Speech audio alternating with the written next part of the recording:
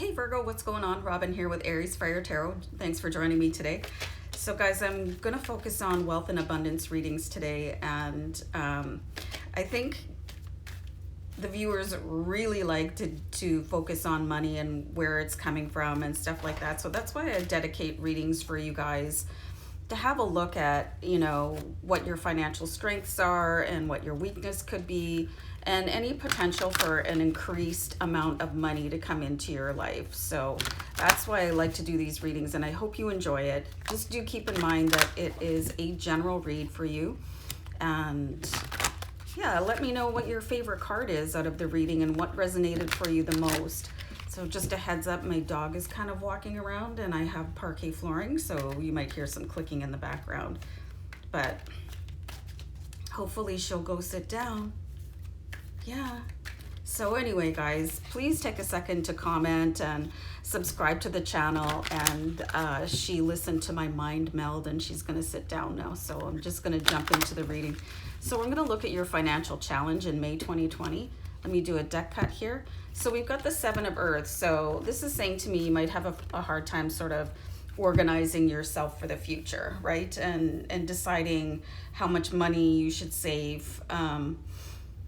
You could be just sort of lacking the ability or the capacity to put those building blocks in place. And, you know, there's sometimes situations where saving money or strategizing for the future, it just doesn't make any sense because of what's going on, you know. Sometimes your hours get cut, or you lose your job, or, you know, your partner loses a job, or you get an extra bill, woohoo, you know, coming in for the month or something like that. So it's totally understandable. Could be a little bit of a challenge for you this month to, you know, if you wanted to target even putting like $20 away in a savings account. It might not be possible for you this month, but really just keep on looking where you want to go financially, even though it might be a little bit of a financial challenge. And if you have absolutely no clue how to save money, how to build your nest and put money aside for the future, there's all kinds of information on the internet, you guys. You can really find helpful ways of doing things. I'm seeing here that passive streams of income could come in handy for you guys. And these are things like once you set up a business that just keeps on going on its own, you know, sort of, and I want to say Amazon to some extent, but there's like maybe research passive income if you find that what you're earning right now isn't enough to allow you to put money into like an RSP or a tax-free savings account. So really challenge yourself, even though you're being challenged by your reality, really challenge yourself to overcome those circumstances, because you can do it. You got this. So let's see financial strengths. So you've got the Two of Fire. So, I mean, this is great. It means that there's something that you're going to be moving towards. You know, the Ace of Fire is the idea from the universe.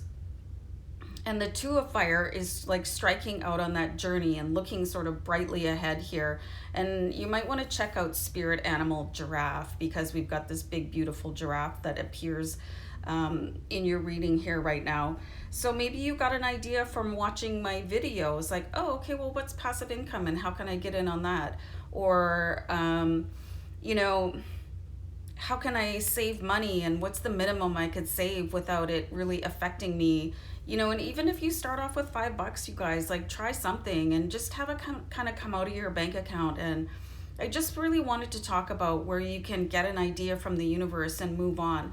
Like, a friend of mine, she was a writer and she had her own little zine going, and I used to write for her or whatever, but she had a really, like, a high level concussion, and she found that she couldn't write or do any sort of screen time anymore. So she had to sort of reinvent herself to like sell crafts and like teach craft classes. So like sometimes when you're put into a circumstance, you have to find a way out of it, like your escape hatch, right? So I wanted to use my friend as an example. And she sells things on Pinterest, I think. Anyway, she's called The Craft Nerd. So maybe check her out. And she just reinvented herself because she had to. She was forced to. So like look at something like that. Like maybe you could do something on the side. Like maybe you could sell crafts on Pinterest if that's your thing. Do you know what I mean? It's something that you could just do in your spare time, do like a side hustle, right? To make yourself a little bit more money and put that away.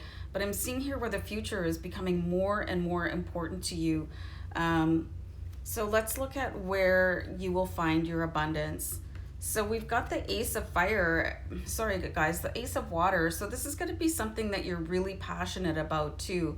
You know, the Ace of Water talks about a really big emotional thing coming in, an emotional opportunity. And generally when you follow your heart and follow your passion and something that you're naturally gifted with, this is going to be something that you could follow that is going to help pay off for you.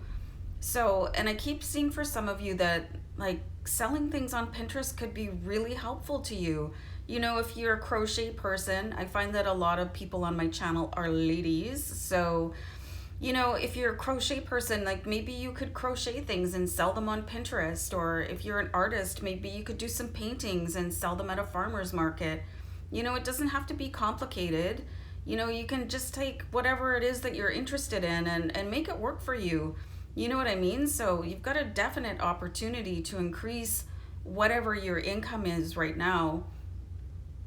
And I find that like overall people might be living paycheck to paycheck and really having a hard time like saving for the future. So I'm really just seeing here where you need to make your natural ability pay off for you, and how you can look at strategies of saving, like even like tucking a little bit away every month, and over time it'll gradually build up. And I think you'll be really surprised in a year or two how far you've come. So I'm really seeing where, you know, just do a little bit of research on the internet, you guys, and make that soft skill, that fun skill pay off for you, especially if you live in a climate where you have a really long winter. So you could spend your winter building up things and then sell them. And I'm seeing, like, I just keep on seeing those opportunities for you guys to make your handicraft work for you. So anyway, I feel like I'm going to just keep on saying the same thing over and over again, and that's going to get boring. So I'm going to let you guys go and wish you many blessings. Bye.